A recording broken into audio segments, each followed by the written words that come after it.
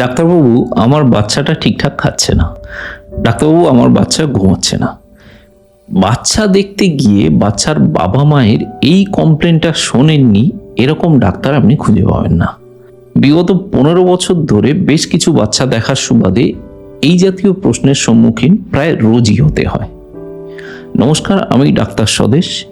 আমি বিগত 15 বছর ধরে পেশেন্ট দেখার পাশাপাশি তাদের মধ্যে অ্যাওয়ারনেস বাড়ানোর চেষ্টা করে যাচ্ছি। আর আজকে আমরা কথা বলবো ঠিক কি কি করলে ছোট বাচ্চা যারা আছে, বাচ্চারা খাবে টাইম মতো এবং টাইম মতো ঘুমাবে।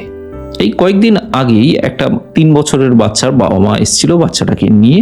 তো বলছে বাচ্চাটা কিছুতেই কিছু খেতে চায় না, আমি দিনে 5 বার জোর করে করে খাওয়াই আর রাত্রিরে ঘুমোতেও চায় না।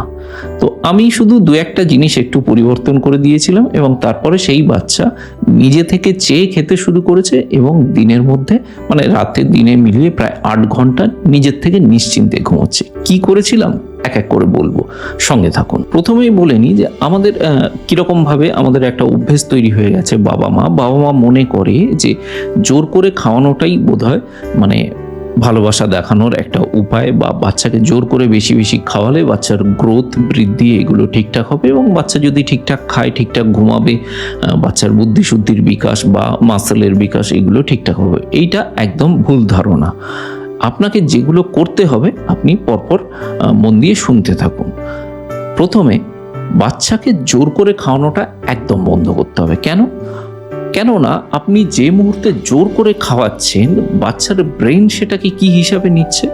ও ভাবছে যে খাওয়া জিনিসটা কোনো আনন্দের ব্যাপার, কোনো ভালো ব্যাপার নয়। খাওয়া জিনিসটা উল্টো দিকে তার কাছে একটা স্ট্রেসের ব্যাপার হয়ে যাচ্ছে। তো যখনই একটা স্ট্রেস আমাদের আসে এবং আমাদের ব্রেন একটা কোনো বিষয়কে, কোনো ঘটনাকে স্ট্রেস হিসাবে চিহ্নিত করে ফেলে, তখন কি করে পরবর্তীকালে ওই স্ট্রেসটা আসার আগে ও সেটাকে অ্যাভয়েড করার চেষ্টা করে। তো বাচ্চার ব্রেন এক্ষেত্রে পরে যখনই আপনি খাবার নিয়ে ওর সামনে দেবেন বা ওকে খাওয়াতে নিয়ে যাবেন, ও কি করবে ওই স্ট্রেসটাকে অ্যাভয়েড করার চেষ্টা করবে, ও খাবারটাকে অ্যাভয়েড করার চেষ্টা করবে। তাই জোর করে খাওয়ানো, ফোর্সফুল ফিডিং, এই জিনিসটা বন্ধ করতে হবে। দ্বিতীয়ত, টাইম মতো খাওয়ানো।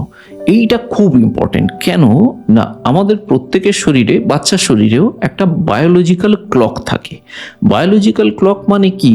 মানে ধরুন আপনার একটা নির্দিষ্ট টাইমে, ধরুন দুপুর 1টার সময় আপনি লাঞ্চ করেন, আপনার ওই দুপুর 1টার একটু আগে থেকে দেখবেন আপনার খিদে পেতে শুরু করবে। বাচ্চা শরীরেও একই জিনিস। ওর যে সময়টা খাওয়ার সময় সেটা যদি ফিক্সড থাকে, তাহলে সেই সময়টা আসার আগে ও নিজের থেকে খিদে পেতে শুরু করবে এবং ও খাবার টাবারের ব্যাপারে ইন্টারেস্টেড হবে। এটা একদিনে হবে না, এটা একটা অভ্যেস ধীরে ধীরে ধীরে ধীরে রুটিনের মাধ্যমে গড়ে তুলতে হবে। তো বাচ্চার বায়োলজিক্যাল ক্লকটাকে সেট করতে হবে আপনাকে ছোট ছোট অভ্যেস পরিবর্তনের মাধ্যমে। তৃতীয়ত আপনি কি করতে পারেন? তৃতীয়ত হচ্ছে বাচ্চারা না বাবা মাকে দেখে শেখে। আপনি যেমন করবেন, আপনার হাজব্যান্ড যেমন করবে বা আপনার ওয়াইফ যেমন করবে, আপনার বাচ্চাটাও কিন্তু আপনাকে দেখে শিখবে। তো আপনি যদি খাওয়ার সময় একটা নির্দিষ্ট টাইমে খেতে বসেন এবং বাচ্চাটাকে পাশে নিয়ে বসেন, ও খাক বা না খাক, আপনি ওর সামনে খাবার নিয়ে বসলেন, ওর সামনে খাবার দিলেন, নিজের সামনে খাবার দিলেন, আপনি খেতে শুরু করলেন, দেখবেন একদিন খাবে না, 2 দিন খাবে না, 3 দিনের দিন কিন্তু ও আপনাকে দেখে, আপনাদের দেখে শিখবে এবং নিজে থেকে খাবার খাওয়া শুরু করবে। 4 নম্বর যেটা, সেটা হচ্ছে স্ক্রিন টাইমটাকে কমানো। এইটা ভীষণ ভীষণ ভীষণ গুরুত্বপূর্ণ এখনকার দিনে। কারণ এখন আমাদের বড়দেরও একটা অভ্যেস হয়ে গেছে যে খেতে বসে টিভি দেখা, খেতে বসে মোবাইল দেখা, মোবাইল সার্ভ করা, ইউটিউব দেখা বা কোনো কিছু দেখাটাকে, এবং বাচ্চাদেরকেও খেতে দিয়েই সামনে একটা গান চালিয়ে দেওয়া। এইটা খুব বাজে অভ্যেস। কেন? চলুন সেটা জানা যাক। আমাদের পেটের নাড়ি, যেটাকে গাট বলি আমরা, যখনই আমরা খাবার খাই সেটা ব্রেনকে একটা সিগন্যাল দেয়। এই গাটের সঙ্গে ব্রেনের যে নিউরোলজিক্যাল কানেকশন, এটাকে গাট ব্রেন অ্যাক্সিস বলে।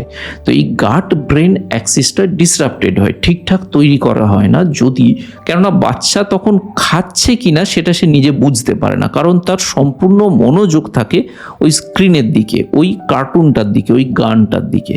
এই খাবারটা তার শরীরের মধ্যে কি পরিবর্তন আনছে, তার ব্রেনের মধ্যে কি কেমিক্যাল নিঃসরণ হচ্ছে, হচ্ছে সেইগুলো তখন সেকেন্ডারি হয়ে যায়, গুরুত্বহীন হয়ে যায়। কাজেই খাওয়ার সময় চেষ্টা করবেন যত দূর সম্ভব স্ক্রিন টাইম না দিতে, বাচ্চাকে কোনো রকম কোনো গান বাজনা এইগুলো থেকে দূরে রাখতে। এরপরে আপনি কি করতে পারেন, এরপরে যেটা খুবই গুরুত্বপূর্ণ সেটা হচ্ছে ফিজিক্যাল অ্যাক্টিভিটি করানো। এইটা সবচেয়ে বেশি গুরুত্বপূর্ণ। আপনি যত বেশি ফিজিক্যাল অ্যাক্টিভিটি বাচ্চাকে করাবেন, বাচ্চার খিদে এবং ঘুম তত বাড়বে। এইবার এইখানে আমাকে একটা পেশেন্ট প্রশ্ন করেছিল যে বাচ্চার ফিজিক্যাল অ্যাক্টিভিটি কি করাবো, বাচ্চাকে তো আর জিমে পাঠাতে পারি না। একদম ঠিক প্রশ্ন। এবং তাছাড়া বিভিন্ন বয়সের বাচ্চার বিভিন্ন রকম ফিজিক্যাল অ্যাক্টিভিটি হয়, সেইটা আমি বলে যাচ্ছি, এক এক করে আপনি নোট ডাউন করুন। আপনার বাচ্চা বা আপনার পরিচিত জনের বাচ্চা বয়স অনুযায়ী আপনি সেইটা করাবেন। ধরুন 6 মাসের নিচের একটা বাচ্চা, 6 মাসের নিচের বাচ্চা তো সে ঠিকভাবে বসতে পারে না বা হামাগুড়িও ঠিকঠাক দিতে পারে না, তো তাকে কি ফিজিক্যাল অ্যাক্টিভিটি করানো যেতে পারে? তাকে আপনি দিনের মধ্যে কিছুক্ষণ উপর করে কোনো ফ্ল্যাট সারফেসে বা আপনার কোলের উপরে রাখুন। এটাকে আমরা টামি টাইম বলি, মানে টামি মানে পেটের ওপরে তাকে শুয়ে রাখুন। এতে করে কি হবে, বাচ্চার ঘাড় শক্ত হবে, বাচ্চার হাত পাগুলো শক্ত হবে এবং বাচ্চার পরবর্তীকালে যে ডেভেলপমেন্টাল মাইলস্টোন এইগুলো ঠিকঠাক টাইম মতো এগোবে। এই সময় বাচ্চা ঘাড় উঁচু করে বাচ্চার সামনে যদি তার পছন্দের কালার কোনো খেলনা এগুলো রাখেন, তাহলে সেইগুলো দেখার চেষ্টা করবে। ওর ঘাড়ের মাসল শক্ত হবে, হাত পাগুলো ঠিকঠাক দিকে রিকগনাইজ করবে ওই কালারটাকে, সেই দিকে হাত বাড়ানোর চেষ্টা করবে। এইগুলো পরবর্তীকালে ওর ডেভেলপমেন্টাল মাইলস্টোনগুলো তৈরি করতে ঠিকঠাকভাবে সাহায্য করবে এবং ওর খিদে বাড়াতেও সাহায্য করবে। এইবারে 6 মাস যখন হয়ে যাচ্ছে তখন বাচ্চা একটু একটু বসতে শিখছে বা হামাগুড়ি দিতে শিখছে। এই সময় টামি টাইমের বদলে আপনি ওকে হামাগুড়ি দেওয়ানোতে উৎসাহ দিন। মানে ওর পছন্দের খেলনা, ওর পছন্দের জিনিসগুলো ওর থেকে একটু দূরে রাখুন, যাতে ওকে ওইটা পেতে গেলে হামাগুড়ি দিয়ে এগিয়ে যেতে হয়। এবং ওইটা যখন ও হামাগুড়ি দিয়ে এগিয়ে যাবে তখন ওর হাত পা মুভমেন্ট হবে, ব্রেন, আই এবং হ্যান্ড, লেগ এইগুলোর একটা কোঅর্ডিনেশন হবে। এই জিনিসগুলো যত কোঅর্ডিনেশন হবে, হাত পায়ের মুভমেন্ট হবে, ও তত ফিজিক্যালি অ্যাক্টিভ হবে এবং এইগুলো ওর খিদে বাড়াতে, ঘুম আনতে সাহায্য করবে। বাচ্চা যখন আরেকটু বড় হবে, মানে 1 বছর হয়ে গেছে, তখন না বাচ্চা অল্প অল্প করে উইথ সাপোর্ট হাঁটতে শেখে। তো এই সময় বাবা মা বা দুজনে মিলে দুদিক দিয়ে ধরে ওকে হাঁটানোর চেষ্টা করুন, ধীরে ধীরে হাঁটান। তাতে করে ওর পায়ের মাসেলগুলো শক্ত হবে, ফিজিক্যাল অ্যাক্টিভিটির জন্য ওর এনার্জি বার্ন হবে এবং ওর ঠিকঠাক টাইমে খিদে পাবে, ঘুম পাবে। আরেকটু যখন বাচ্চা বড় হয়ে যাবে, মানে 3 থেকে 5 বছর, তখন ওকে কিছু স্ট্রাকচারড অ্যাক্টিভিটি দিন। যেমন সাইকেল, ট্রাইসাইকেল, বাইসাইকেল বা কোনো একটা বল নিয়ে ওর সঙ্গে খেলার চেষ্টা করুন। ওর সঙ্গে লুকোচুরি, দৌড়োদৌড়ি, ঘরের মধ্যে ধরাধরি, এই খেলাগুলো খেললে ওর যেমন বুদ্ধির বিকাশ হবে, তেমনি হাত পা মাসেলগুলো ঠিকঠাকভাবে ফিজিক্যালি অ্যাক্টিভ থাকবে এবং খিদে ঘুম স্বাভাবিকভাবে বেড়ে যাবে। তো এইগুলো গেল মোটামুটি ফিজিক্যাল অ্যাক্টিভিটি।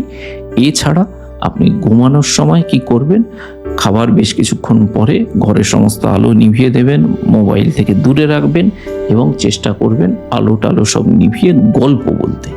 এইগুলো না খুব ভালো এফেক্ট আছে, যেটা আগেকার দিনে আমাদের দিদিমা ঠাকুমারা গল্প বলে আমাদের গান গেয়ে ঘুম পাড়াতো। সেটা লাভ কি হয়, এইগুলো না আমাদের ব্রেনে একটা সিগন্যাল দেয়।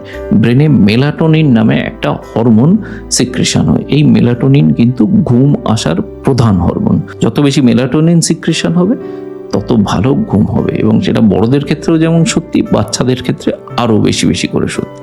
তো সবশেষে যেটা টেক হোম মেসেজ, মানে আপনি যেটা মাথার মধ্যে ঢুকিয়ে নিন, যে জোর করে খাওয়ানোটা কিন্তু ভালোবাসা নয়। ভালোবাসা দেখানোর উপায় হচ্ছে আপনি ঠিক টাইমে খাওয়াবেন, ফিজিক্যাল অ্যাক্টিভিটি করাবেন, স্ক্রিন টাইম কমাবেন, বাচ্চাকে গল্প বলবেন, বাচ্চার সঙ্গে দৌড়োদৌড়ি, খেলাধুলা এগুলো করবেন। দেখবেন আপনার বাচ্চা সঠিকভাবে বেড়ে উঠবে, খাবে, ঘুমাবে এবং আপনি, আপনার বাচ্চা সবাই একদম সুস্থ থাকুক, সবাই খুব ভালো থাকুক, এই শুভকামনা জানিয়ে আমি ডক্টর স্বদেশ আজকের মতো বিদায় চাইছি। দেখা হবে নতুন ভিডিওতে। ধন্যবাদ।